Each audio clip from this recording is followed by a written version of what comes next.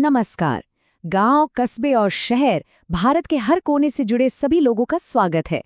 AI और technology से अपनी कमाई कैसे बढ़ाएं?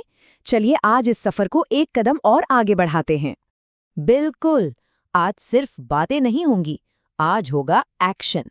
तो चलिए फटाफट देखते हैं कि कैसे सिर्फ 10 मिनट के अंदर कोई भी अपनी ऑनलाइन दुकान की शुरुआत कर सकता है। याद है, पिछले कुछ हिस्सों में हमने एआई से मुनाफा डबल करने की बात की थी और बात की थी नेशनल ड्रीम की कि कैसे एक लोकल प्रोडक्ट पूरे देश में बिक सकता है। तो आज उसी सपने को हकीकत में बदलने का दिन है। तो सबसे पहले और सबसे बड़े सवाल पर आते हैं। आखिर किसी गांव या छोटे शहर में रहकर ऑनलाइन बेचा क्या जा सकता है? ये सवाल बहुत से लोगों के मन में आता है कि भाई हम तो गांव में रहते हैं, हमारे पास ऐसा क्या है जो ऑनलाइन बिकेगा, क्या कोई खरीदेगा भी? इसका जवाब है लगभग सब कुछ। सोचिए, घर पर बने हुए अचार, पापड़, मसाले, हाथ से बने बांस के सामान, मिट्टी के बर्तन या फिर बनारसी साड़ियां और लखनवी चिकनकारी। इन सब चीजों की ऑनलाइन जबरदस्त डिमांड है। और बस यही वो सबसे जरूरी बात है जो हमें समझनी है। जो चीज किसी गांव में बिल्कुल आम है ना, वही शहर में एक लग्जरी है। सोचिए, गांव की वो खास चीज शहर वालों के लिए किसी खजाने से कम नहीं है।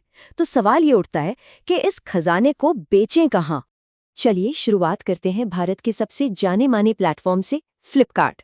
देखते हैं इस पर अपनी दुकान कैसे खोलनी है। फ्लिपकार्ट को ना देश का सबसे बड़ा ऑनलाइन मॉल समझिए। ये एक ऐसी जगह है जहां से कोई भी अपना सामान सीधे मुंबई, दिल्ली, बेंगलुरु जैसे बड़े बड़े शहरों के ग्राहकों तक पहुंचा सकता है। फ्लिपकार्ट पर सेलर बनना बस 4 आसान से स्टेप्स का काम है। पहला, seller.flipkart.com या उनकी ऐप पर जाकर अकाउंट बनाइए। दूसरा, अपना जीएसटी नंबर, पैन कार्ड और बैंक अकाउंट की जानकारी दीजिए। तीसरा, अपने सामान की अच्छी फोटो खींचकर अपलोड कर दीजिए। और चौथा, बस ऑर्डर पैक कीजिए। डिलीवरी की टेंशन फ्लिपकार्ट की टीम की है, वो खुद आकर ले जाएंगे। चलिए अब बात करते हैं एक दूसरे बहुत ही मजबूत ऑप्शन की, ONDC। देखते हैं कि सरकार के इस नेटवर्क पर अपनी दुकान कैसे खुलती है। ONDC को समझना है ना, तो यूपीआई के बारे में सोचिए। जैसे यूपीआई पर किसी भी पेमेंट ऐप से किसी को भी पैसे भेज सकते हैं, ठीक वैसे ही ONDC पर किसी भी सेलर ऐप से जुड़कर किसी भी शॉपिंग ऐप पर अपना सामान बेचा जा सकता है। ये सरकार का एक खुला नेटवर्क है जो बहुत सस्ता है और खासकर लोकल सामान बेचने के लिए तो एकदम परफेक्ट है। इस पर रजिस्टर करना भी बहुत आसान है। पहले माई स्टोर सेलर या पेटीएम फॉर बिजनेस जैसी कोई एक सेलर ऐप चुनिए। फिर अपना मोबाइल नंबर, जीएसटी या FSSI लाइसेंस और बैंक की डिटेल देकर रजिस्टर कर लीजिए।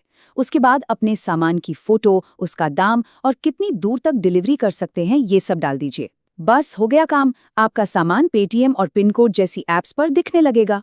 तो अब हमने 2 प्लेटफॉर्म्स के बारे में जान लिया, पर सवाल अब भी वही है कि इनमें से अपने लिए कौन सा सही रहेगा।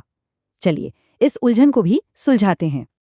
तो फ्लिपकार्ट या ONDC चुनना कैसे है? देखिए, बहुत सीधा सा हिसाब है।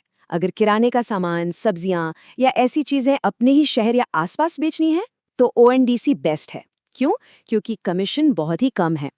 लेकिन अगर कपड़े, हैंडीक्राफ्ट्स मतलब ऐसी चीजें पूरे देश में बेचनी है तो फिर फ्लिपकार्ट जैसा प्लेटफॉर्म बेहतर है, भले ही वहां कमीशन थोड़ा ज्यादा लगता हो। सबसे बड़ा फर्क है कंट्रोल का। ONDC पर पूरा कंट्रोल अपना होता है, जबकि फ्लिपकार्ट में कंपनी के नियम मानने पड़ते हैं।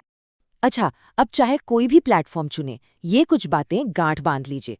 शुरुआत में अपने सारे नहीं, सिर्फ 5 सबसे अच्छे प्रोडक्ट से शुरू करें। पैकेजिंग पर खास ध्यान दें, क्योंकि फर्स्ट इंप्रेशन वही होता है। रोज अपनी सेलर ऐप जरूर चेक करें, कहीं कोई ऑर्डर छूट ना जाए। और जैसे ही ऑर्डर आए, 24 घंटे के अंदर उसे पैक करके भेज दें। एक आखिरी बात, जो मोबाइल फोन इस वक्त हाथ में है ना, वो सिर्फ फोन नहीं है, वो आपकी नई दुकान का शटर है। चाहे कोई गृहिणी हो, कारीगर हो या दुकानदार, पूरा देश एक ग्राहक के तौर पर इंतजार कर रहा है। तो आज ही शुरुआत कीजिए, सिर्फ 5 प्रोडक्ट के साथ अपना पहला कदम उठाइए।